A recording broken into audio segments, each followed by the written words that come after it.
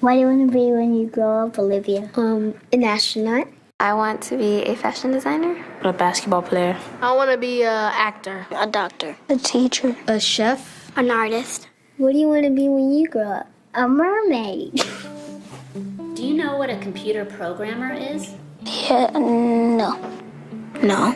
No. I think it's something that has codes and is able to decode a mystery. I think that they... Wait, what? Computer programmer? No. Nowadays, just about everything requires some form of programming. So, what is it? Programming is basically explaining to a computer what you want it to do for you. When you're programming, you're teaching possibly the stupidest thing in the entire universe, a computer, how to do something. Programming is one of the only things in the world that you can do where you can sit down and just make something completely new from scratch, whatever you want. It's really not unlike kind of playing an instrument or something, or playing a sport. It starts out being very intimidating, but you kind of get the hang of it over time. Coding is something that can be learned, and I know it can be intimidating. A lot of things are intimidating, but what isn't? A lot of the coding that people do is actually fairly simple. It's more about the process of breaking down problems than sort of coming up with complicated algorithms as people traditionally think about it. Well, if it's fairly simple, why aren't there more of us doing it? Over the next 10 years, there will be 1.4 million jobs in computer science, and only about 400,000 grads qualified for those jobs. That's a shortage of 1 million people. So, how do you start?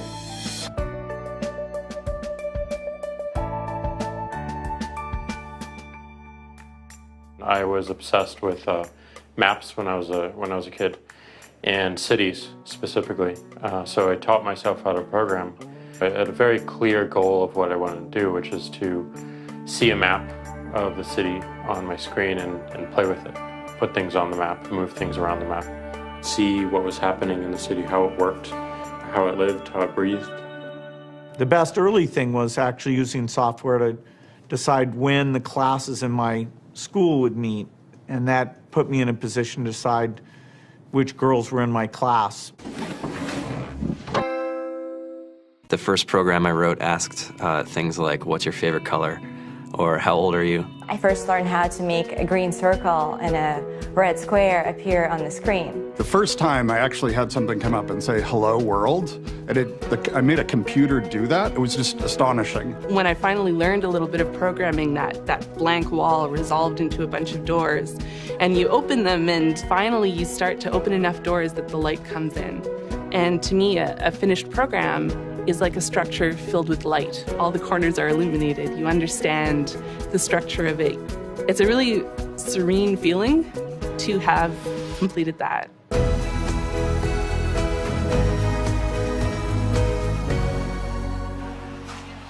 It took me some time to realize that creating things with your hands or creating code, creating programs, is just a different way to express creativity.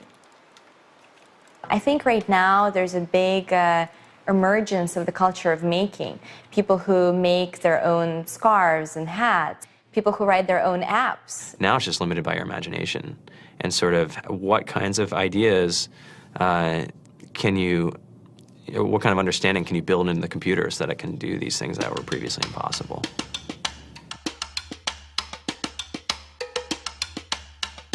All great things are built in teams when you collaborate with other smart people. You're testing your ideas, you're stimulating each other. That's what makes us successful. It's not some flash of brilliance by somebody who then codes 24 hours a day for 3 weeks. It's what happened. The magic happens when we're all on the same page, collaborating and building something together. There's a much greater need in the world for engineers and people who can write code than there will ever be supply. And so we all live these very charmed lives. To get the very best people, we try to make the office as awesome as possible.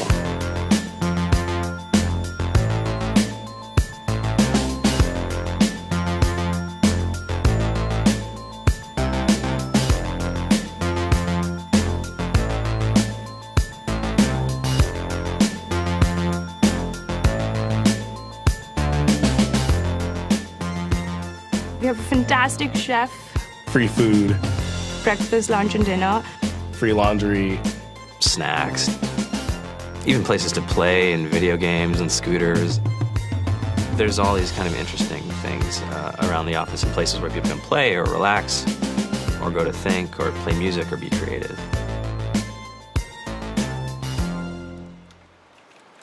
I went on the Bureau of Labor Statistics for the United States, and there's about a third of the pie that's all the things you would expect. It's, they're working in the government, they're working in typical technology jobs.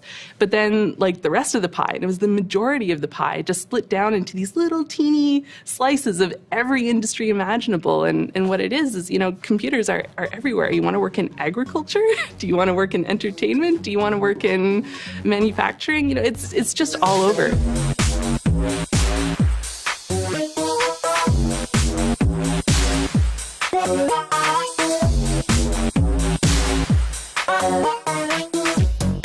Here we are, 2013.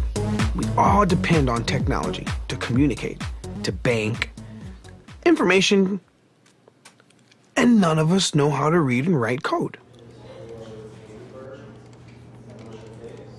So you guys, what else? Who else has an idea of what we can change with our programming? What else can we do? Tiffany?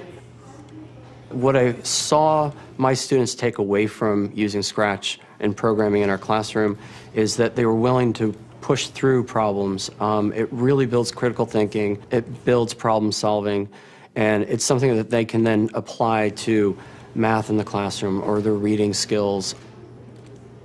We integrated science with this programming, and I saw my scores go up 30%. When I was in school, I was in this after-school group called the Whiz Kids. And when people found out, they laughed at me and, all these things. And I'm like, man, I don't care. I think it's cool. And, I'm learning a lot. And some of my friends have jobs.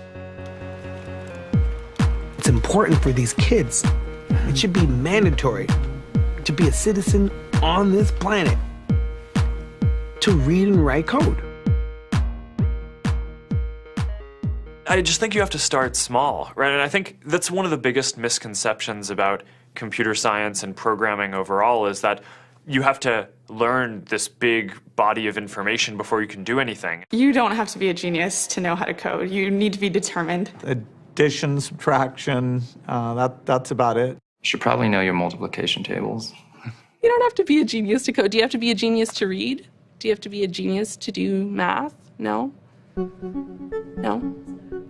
I think if someone had told me that software is really about humanity, that it's really about helping people by using computer technology, it would have changed my outlook a lot earlier. Whether you're trying to make a lot of money or whether you just want to change the world, computer programming is an incredibly empowering skill to learn. To be able to actually come up with an idea and then see it in your hands and then be able to press a button and have it be in millions of people's hands. I think we're the first generation in the world that's really ever had that kind of experience. The programmers of tomorrow are the wizards of the future. You're going to look like you have magic powers compared to everybody else. I think it's amazing. I think it's the closest thing we have to a superpower. Great coders are today's rock stars. That's it.